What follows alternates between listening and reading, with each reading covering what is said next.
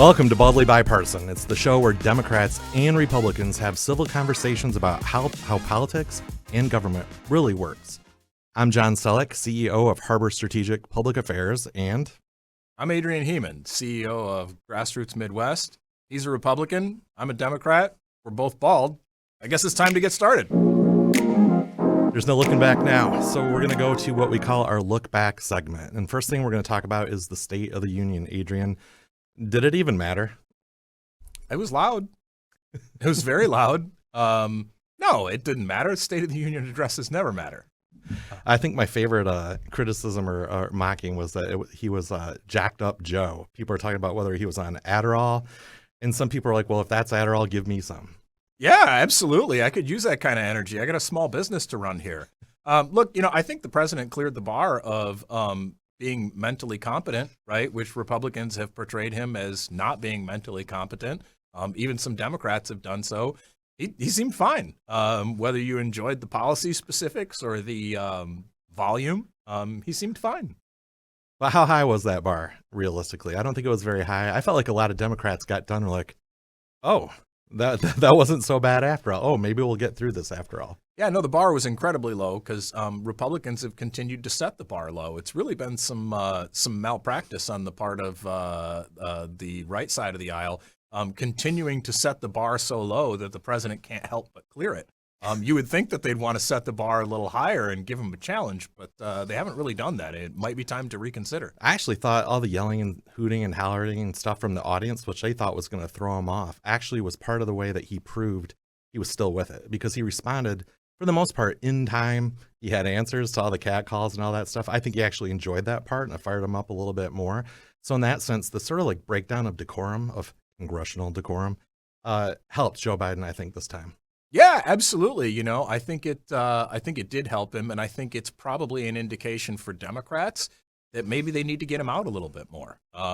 This is frequently a problem with political operatives when they're dealing with senior candidates, that they want to put them in a bubble, right? You mean the U.S. Senate, the presidency, our gerontocracy? Yeah, yes, right. that. Absolutely. They want to put these candidates in a bubble, and some of them clearly need it, but this one doesn't, and a lot of them don't. Look, most of all, Joe Biden did not trip and fall down one single time. I thought it's got to be the shoes, which the pictures I've seen this week, they are monstrous. Yeah, no, that's, put them in clown shoes, easier to keep your balance.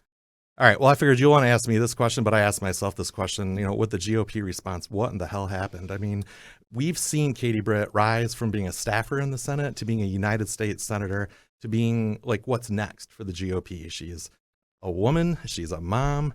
She's super authentic. She just speaks her mind. She's like just really outgoing. And that whole authentic part seemed to just like evaporate into thin air. Yeah, it was, if she was coached to do that, they should fire the coach. Is how I would put that.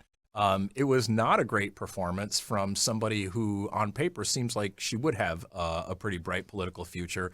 That being said, this is a really, really thankless task. I mean, our governor, Gretchen Whitmer, had to do one of these, and no one comes off especially well in these response speeches. The best you can really hope for is that it's ignored and that you don't have a gaffe like Katie Britt did or Marco Rubio or whatever. But there's really no upside. It's all downside.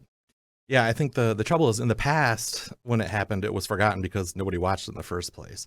Now the way we consume political news is through the headlines or the tweets that we see the next day. And there were a lot of bad ones, a lot of people who thought she had to have been coached. She clearly was coached, and she was coached very intensely to act like it was sort of like a Housewives of Orange County like discussion afterward with Andy Cohen. Yeah, which, I mean, if you were a fan of that program, maybe that hit for you. But I think for most people, I think I just admitted I am, but I think you did.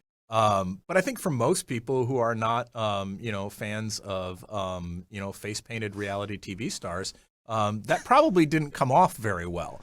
Right. And the contrast with Joe Biden, who is literally a career politician, coming off more authentically than the person who was giving the response, who is relatively new to politics, was not a sanguine one for Republicans. Yeah, last year I said that these speeches are kind of like cotton candy. If you get through it fast, it's like you take a bite, it tastes good for a second, it's gone, everybody forgets about it. But if you get it all over your hands, it's really sticky, and the mistakes stick. And so for her, I think it was a negative impact. If there was some chance that she could have been a VP material this time around, I think that was like a dent in the image going forward.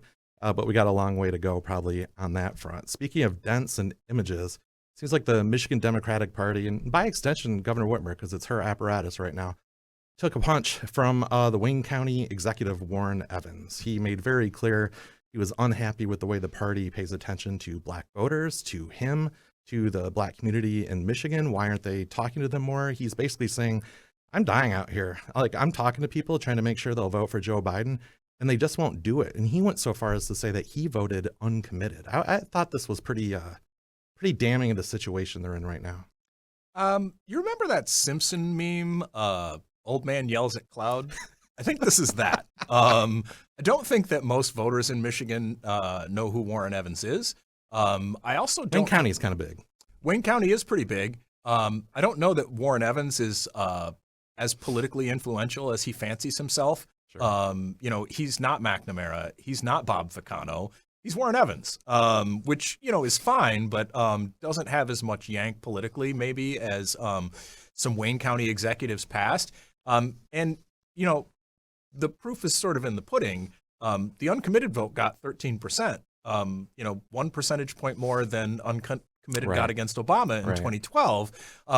So Warren may have made the difference in that additional 1%, but I think that's about all we can say about that. I think it's safe to say that somebody in the governor's house should just pick up the phone, ask Warren to lunch, talk to this guy. And it may be, I thought when I was reading it, we've all worked for elected officials and politicians who aren't so fun to talk to, and that's why people don't call them. He's got a reputation for being a hard driver, for being a tough guy to deal with. Mm-hmm. He let it be known that he still is that way, and he was going to call it as he sees it. But it seems like they need to mend these fences, because the crux of what he talked about is shown to be accurate in a lot of polling. There's been a million stories about how Black and Hispanic voters just don't feel valued by the Democratic Party to the extent they need to be. And so those who are responsible for turning them out and getting them excited for a president who's cratering are really frustrated. And they're like, whoa, we're gonna lose again to Donald Trump. And to that extent, I feel like we might look back on that interview and information similar to it and say it's similar to like when Representative Debbie Dingell was running around to everywhere to anybody that would listen to her, except nobody did in 2016, that Hillary Clinton was going to lose Michigan, and she did. Yeah, absolutely. I think the difference here is that everyone's saying it this time, as opposed to just Debbie Dingell last time is the difference. So there's not anything particularly novel about Warren Evans' comments here, but he's right in the sense that Democrats have a lot of work to do. The Biden campaign in particular has a lot of work to do with Black and Hispanic voters, particularly the male ones, which is why Governor Whitmer is a very popular politician, and the Biden campaign needs her to lend a hand everywhere she can. But the Biden campaign itself needs to do some of this outreach, not just the governor of Michigan. They need, if they want to reach back out to Black and Hispanic males, they need some male surrogates that have some yank with those constituencies. Not to say that Governor Whitmer doesn't have any, but maybe not the look that they should be going for right now. Yeah, and you wonder if part of that is just infrastructure-wise planning. It was well told through a lot of books by former Obama-era political consultants that they were working on the campaigns while they were in the White House. They were working out in Chicago a year and a half ahead of the campaigns. And I just stumbled the other day completely by accident while posting a job listings by the Biden campaign team, which has now moved from Nowheresville, Delaware to Washington, where they're going to get some work done. They had over 80 positions listed. It's like almost April right now, and they're still trying to hire their entire team. It's a little bit behind schedule. Not that the RNC isn't getting wiped out as we speak. Literally everybody's sitting at their desk, got a pink slip and told to leave. So there's like action going on both sides. But when you're the incumbent, that's a huge advantage. It seems like the Biden team may have squandered that a bit on the build out side of their staff. 100% agree. The president's campaign seems to be relying on the fact that his opponent is deeply unpopular without reckoning with the fact that their candidate is also deeply unpopular. And they have squandered a number of the incumbency advantages that they enjoy right now, at the same time that some of that Republican infrastructure that you mentioned is decaying, right? They should be taking advantage of that, and they're not in position to do so because they just started staffing up, for instance, in Michigan in the last 6 weeks. That's crazy. Right. Let's talk about, politics, crazy. Let's talk about somebody that is popular right now. Governor Gretchen Whitmer, in a Quinnipiac poll that came out, again, over 50% job approval rating in Michigan. Debbie Stabenow couldn't match that. Gary Peters couldn't match that. I mean, it's actually something kind of to behold that are we looking at like the last politician to have a plus 50% job approval rating in Michigan or anywhere? Because I haven't seen anyone else. Yeah, it is pretty remarkable. The political classes are deeply unpopular everywhere in this country, in Michigan, in all the other American states. Governor Whitmer has done a really good job of remaining likable and relatable to voters, and that's reflected in her poll numbers. I think the other thing that she's done a very good job of, whether you enjoy her policy prescriptions or not, is remaining focused on issues that people who don't have political brainworms actually care about. The Biden campaign has not done as good a job of that. Neither has the Trump campaign. But Governor Whitmer remains sort of laser focused on issues that people care about, whether you like her position on those issues or not. She's talking about the things you care about. Right. If you're going to do anything, you're going to study her communication skills, the fact that she goes positive in a time where it seems like what you're supposed to do is be angry and mad all the time. Turns out there's a market for that, enough to put you over 50% anyway. So speaking of being popular, that means you get invited to a lot of parties. And Governor Whitmer got invited to the infamous or famous, both, Gridiron Dinner, the celebration of journalists and journalism in Washington, D.C. It's a kind of a roast, so you're supposed to show up and say terrible things and try to be funny. And most people probably flap. I don't know if it like falls into the category of the State of the Union response, but you can tell like the difference between how impressive it is in Michigan that we have a governor who could be president someday versus how the folks out in D.C. look at it. After her speech, the Detroit News headline was that she delivered playful political jabs, but in Politico, the headline was "Cringe at the Gridiron." Yeah, that's speaking of things that people care about. Most people in our United States care very little about the opinions of journalists, and especially in this day and age, the journalism profession is getting less and less popular. The governor did fine. As far as anybody can tell, she cracked wise a little bit. Was she the top laugh getter at the Gridiron Dinner? No, doesn't appear that she was. But these are essentially meaningless events that are mostly to entertain the journalists and try to get them to cover you favorably in the future. Well, she took a couple whacks at some of her potential opponents and made a joke that see you in 2029, meaning that she'll be back to run for president later. I mean, that's part of the gig, to keep teasing out the obvious. She's teasing out the fact that she actually is running for president, but she said that Illinois Governor J.B. Pritzker is the only guy with more gold bars in his house than New Jersey Senator Bob Menendez, currently under indictment for having a lot of gold bars in his house. Yeah. I think she took some whacks at Governor Newsom as well. All right. Well, that's going to end it for our first segment right now, and we'll be back in just a minute. Our guest today is Justin Winslow, President and CEO of the Michigan Restaurant and Lodging Association. Welcome. Thanks for joining us. Gentlemen, it is an honor and a privilege to be the first guest ever. I love it. I love it. So tell us about what you do at the MRLA. Sure. President and CEO since 2015 at the association. We have about 5,600 members, restaurants, hotels, bars, resorts. We are hospitality in Michigan. It looks like, though, you've put together something new and exciting. You've got a pin there on your jacket. It's about the That's how you know we're legit. Get us some pins. We need to have pins. The Michigan Hospitality and Tourism Alliance. Most people would say, I've seen a lot of Pure Michigan ads. I must have just saw one the other day. I know who Tim Allen is still because of that. Tell us why you had to create this new alliance that's above and beyond the MRLA and what your goals are with that. Yeah, well, I think we are a huge industry in Michigan. Hospitality, travel, and tourism combined is the second largest employer. It's a $50 billion economic impact to the state. I don't think we always project that with one clear voice. And I think we're starting to feel the impact of that in the last couple of years as we've watched Pure Michigan funding go from $40 million to something more like $15 million in the current year and the year ahead. And that trajectory is dangerous for a lot of our members, but a lot of people in the broader hospitality and tourism space. So it was time for us to come together, try to speak more aggressively with one voice, and that's what we're trying to do. And assuming the Midwest in general is who we're competing with for tourism dollars. What do other states do compared to what we're doing on advertising like that? I think they saw this as an opportunity, frankly, because no matter where you go, the Pure Michigan campaign is the gold standard. It is what individuals believe is what they aspire to be, other states.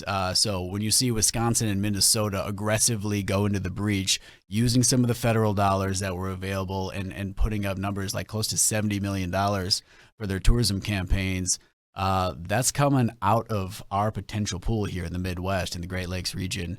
And it's concerning to our members, right? Chicago is the largest region that draws people in from outside of the state. And when you start splitting that up a little more than what we have now, you're going to see some real potential job loss and some closures for the industry. So to stop that, we made an aggressive unified push for $50 million in this budget cycle.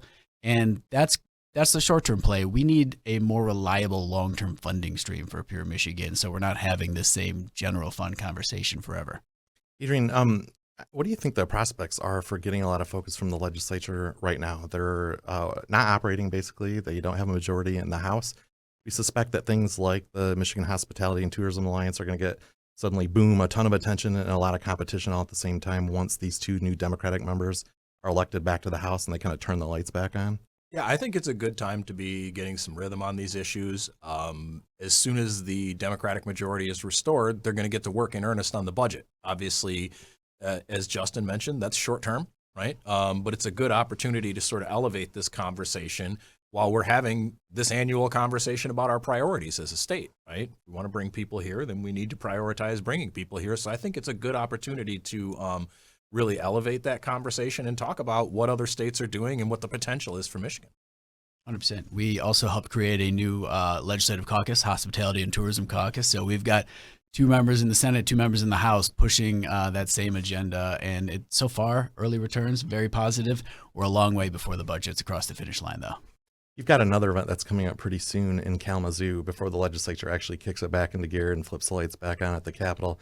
Tell us a little bit about that Michigan, the Governor's Tourism Conference. Well, forever it's been called the Pure Michigan Governor's Conference on Tourism. When you got the good branding, you got to use it, right? Yep. It's in Kalamazoo this year, April 9th through 11th. Always a great way for the industry to get together. The first time the Alliance will be demonstrating its strength at this event. So we're excited about it. The governor clearly is excited about it. She's got her own beer. What? So, yeah. Created by Bell's Nice. Brewery in Kalamazoo, which is where it'll be this year. It's called Whit Beer, as in Whitmer. I believe it's a peach-flavored, unfiltered beer. So it fits Southwest Michigan. It fits the governor. Should be good. We can have you back on the show, but if you return with some of those cans, it will probably be helpful to kind of clear the path. You got to come to the conference to get access to this special beer. So that's a good plug to get you there. I don't have a problem going to Bell's later, too. That'll be just fine. Another huge event that Michigan has coming soon is the National Football League Draft in Detroit. And we're starting to see a lot of headlines about the way it would impact local businesses, in particular in the city of Detroit. What can you tell us about that? Well, it's going to be huge. I mean, 400,000 people are going to be flooding into downtown Detroit. It's going to be a little chaotic for sure for the few days that it is in town, but it is a massive economic driver, huge impact. We don't get this kind of opportunity at this scale that often in the city. So kudos to our friends at Visit Detroit, the CVB in Detroit. Claude Molinari is doing an amazing job making sure this will be a world-class event. And I think it's not just going to be great for these 3 days. It'll be a rising tide type event that'll bring people into Detroit for a long time to come and hopefully generates things like an NBA All-Star game coming to Michigan sometime soon. See, now we're talking. Absolutely. See the pivot? We finally got to the actual issue. So you're the one that pitched the story to Crane's Detroit Business to write about the It's lack been a of long All-Star time since Detroit has had an All-Star game. We deserve an All-Star game here. If we can handle a draft and 400,000 people, I think we can handle the All-Star game. Another group that I've been involved with you and is called Save My Tips. And the reason for that is that right now in Michigan, we're having a big conversation about what happens with the minimum wage. And tipped workers like your servers and bartenders operate under a special system that actually tends to provide them with an opportunity that they can't get anywhere else. Tell us a little bit about why we have to keep that in place and why it's at risk. Yeah, do you have time for segments 3, 4, and 5? The intricacies are not something we need to go in detail, but knowing that there's a potential court ruling that could impact how restaurants operate eliminating the tip credit is scary and dangerous for servers. You're looking at 40 to 60,000 restaurant jobs, almost all of them servers, eliminated very quickly if we're going to lose the tip credit, and 1 in 6 full-service restaurants just closing.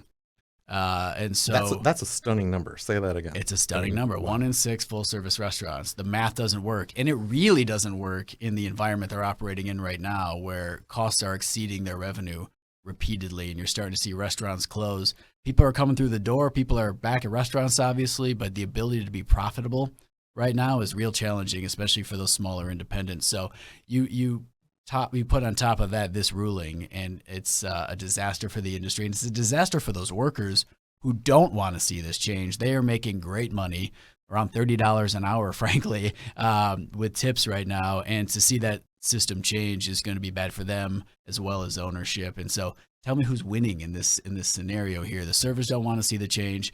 They're advocating on their behalf, which is what Save My Tips is.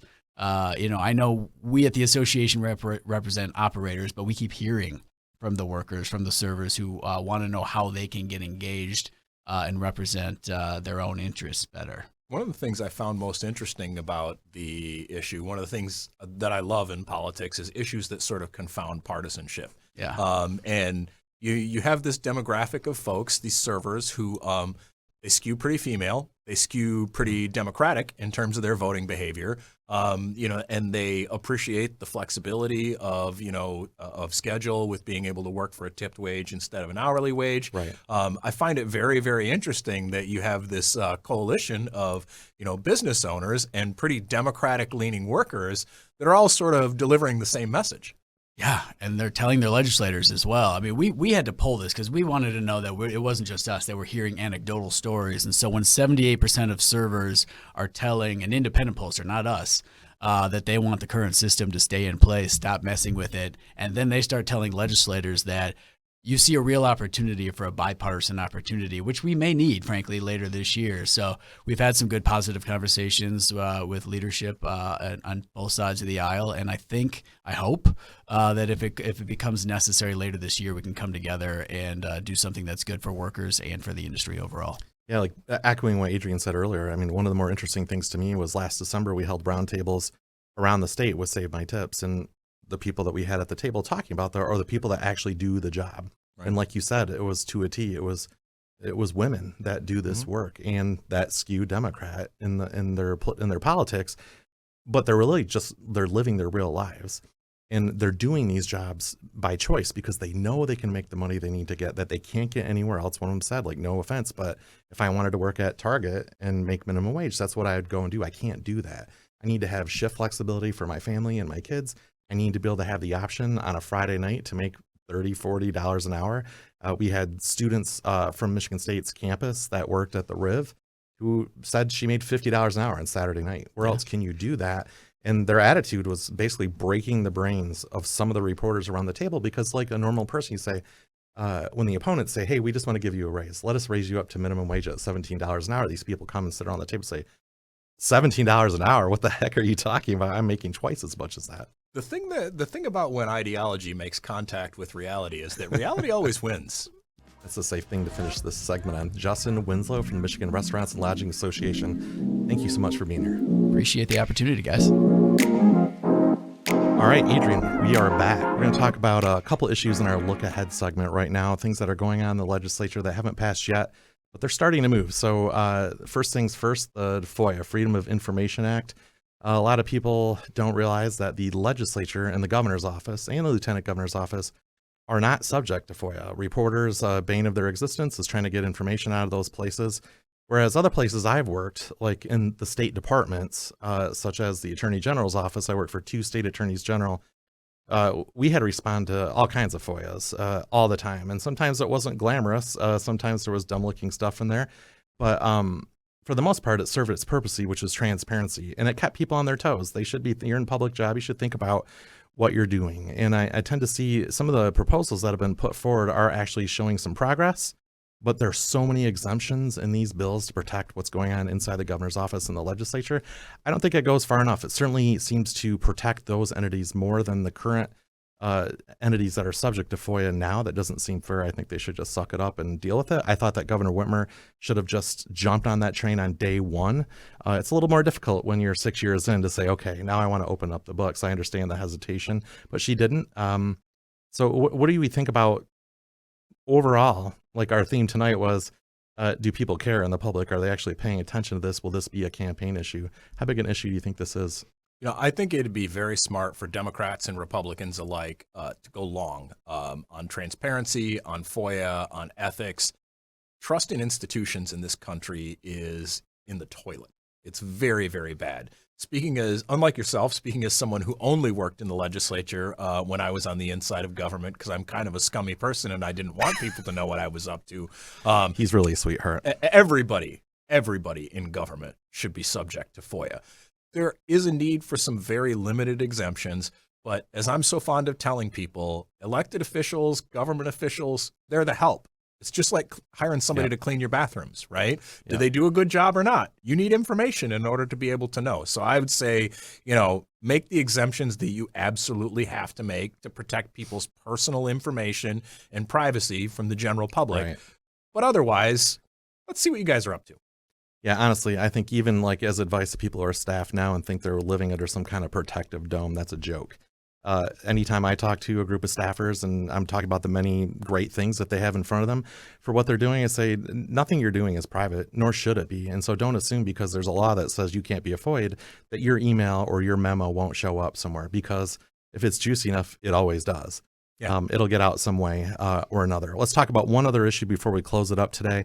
The big issue of 2022 in Michigan in particular was abortion and reproductive rights.